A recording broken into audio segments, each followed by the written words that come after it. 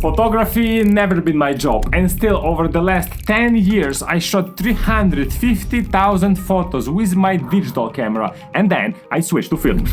And in this video I wanna share what I've learned and most importantly how you can start film photography from scratch with low budget just under 7 days.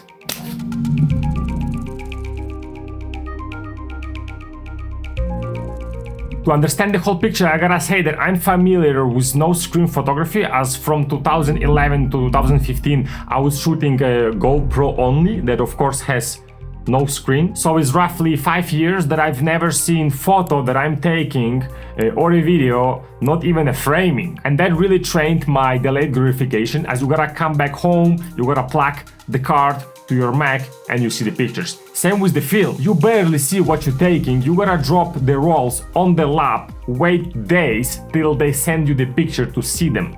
And with all that said, my GoPro photography was free, when in another side, film cost money. And listen, trust me, it can get really expensive.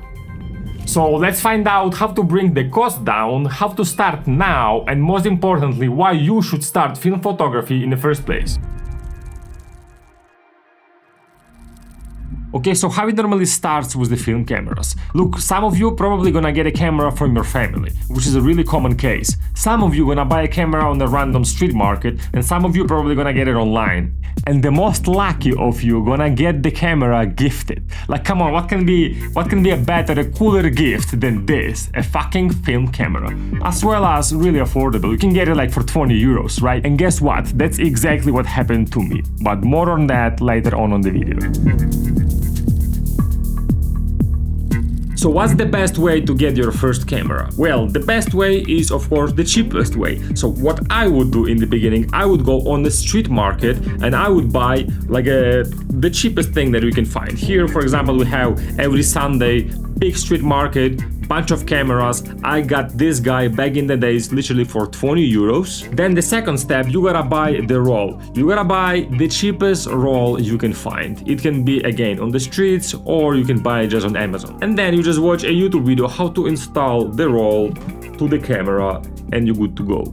Okay guys, with all that said, really quickly I'm gonna show you how to load the roll so you don't have to go to another video. Look, you have a back door right there, you open the door and here you have this whole mechanism of the film camera, right? We are not gonna be loading this one, but we're gonna be loading this guy because I wanna use my roll in a decent camera. So if we have the face of the camera right here, you just flip the camera like that, you take the roll and you make sure that it goes this way. As you can see, the cut, the shape right there. And by the way, in many cases, you can even see the instructions inside of the camera how to load the roll. So look, we're gonna just slide it inside like that.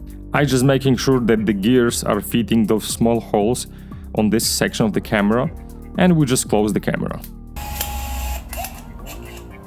It gives us the sound and we see that we are number one. So we are loaded and we are ready to go. And guys, really quickly, I want to share a story how I got my first camera. So this is literally the first film camera in my life that I got a year ago. Last summer, a friend of mine gifted me this one last summer on a festival. We was working on a tour with the artist and a team member gifted me this camera. Thank you so much, Danny. If you're watching this, shout out Danny. Thank you for the camera. You introduced me to the film world. And yeah, I remember for the first weeks or even month, I barely shoot this. So speaking about bringing that cost down, how do you really bring the cost down? Okay, look, so you already got your cheapest film camera that you could find, right? Now it's time to go for the cheapest rolls out there. Roll, film stock, you name it, right? So the cheapest one that I see is out there in the internet is Kodak Gold or Fujifilm. You can buy them on Amazon as cheap as it can get. It can go as low as 9 euros per one roll. Me personally, I'm shopping those boxes with 3 rolls inside because it gets even cheaper. But hey, if you don't want to buy 3 rolls at once, just go for one.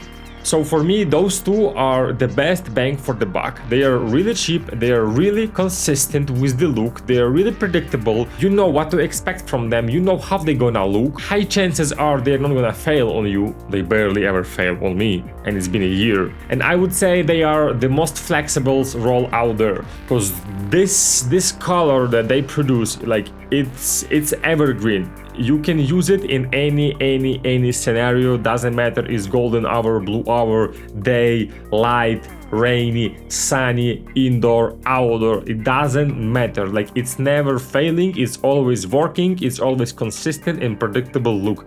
I really love them. So if you can afford, go like 2 rolls per month maybe, but if you really want to keep it as cheap as possible, go 1 roll per month. And guys, my personal tip, shoot actions. Shoot actions and shoot people.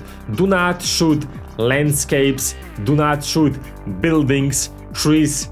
It's just boring. Like, you can't learn from shooting trees and buildings. Shoot people, shoot your friends, go out with your friends, go out for a drink, go out for a walk. If you really want to learn really quickly how the camera behaves, like, you need action, you need things happening in your frame. Like, you won't learn from shooting a motherfucking trees and buildings. Like, I just don't really fucking love that. That's it. I shoot a lot of action, I shoot a lot of people, I go deep in the action, in the fire. I really like to jump inside of the action pictures of the moments. I'm a really big fan of that, and I believe that's the quickest and the fastest way to really learn how the film works.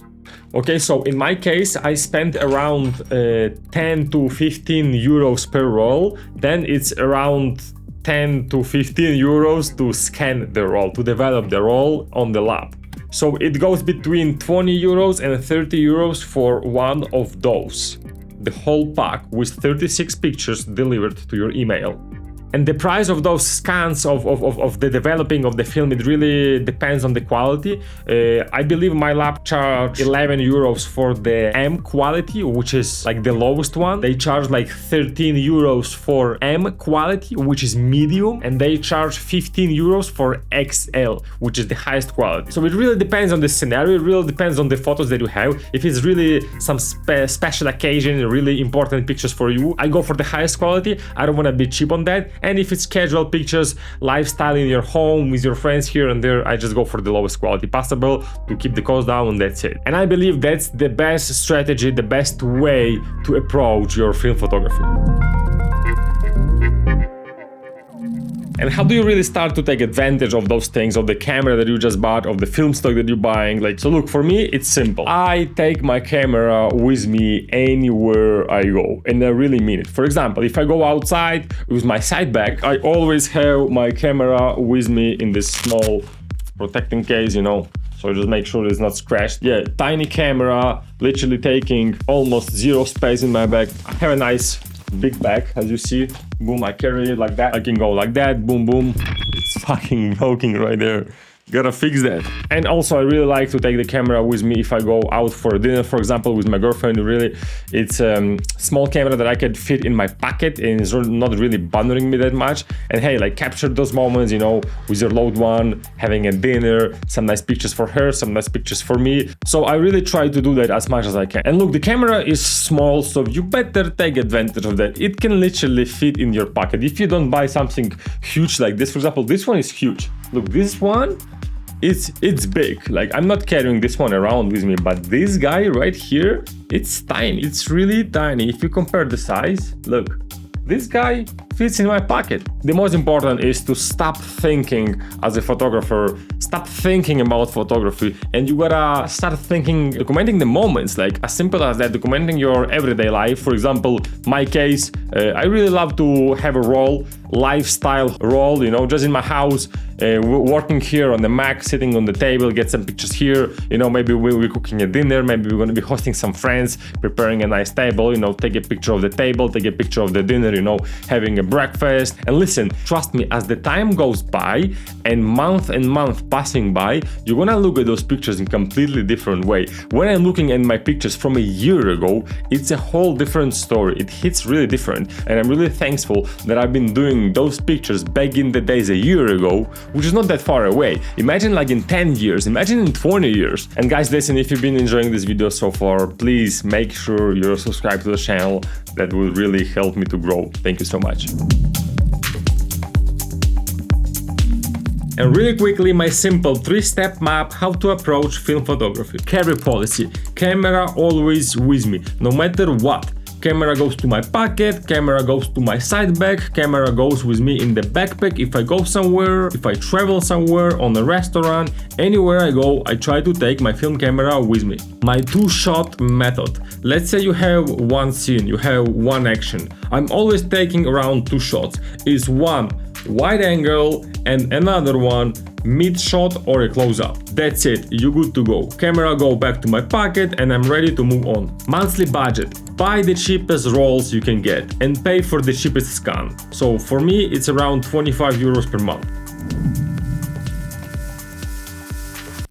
And listen, I believe that anyone who cares about documenting his life in the best way possible should start thinking about film photography as soon as possible. Because as I just said before, when the times goes by, month, that's when that thing really start to building up. For example, when I look at my pictures from a year ago, from winter, my last winter, literally, it wasn't even a year. My last winter, I don't believe we had that winter. We went on this crazy trip with Trico to the Switzerland. It was a movie. It was pictures from Pinterest. It was Pinterest live and everything on film. Looking at that right now, it's impressive. I can't believe that I was there. I was watching those landscapes. It looks like a dream to me. It looks like a movie.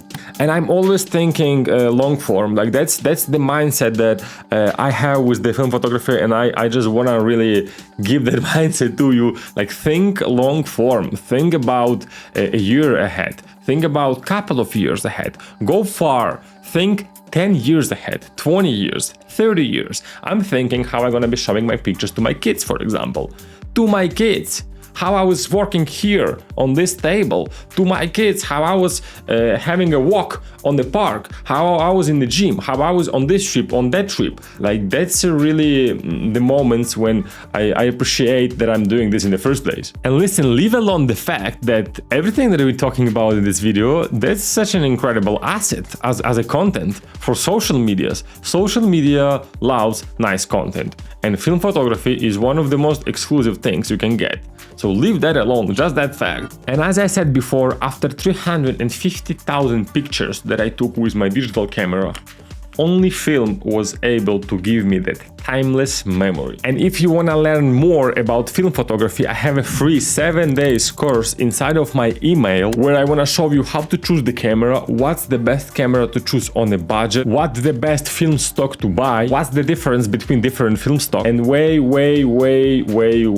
more. So feel free to join by the link below. And in my next video, I'm gonna be showing you how I'm using my cameras and what results I'm getting from them. So see you in this video.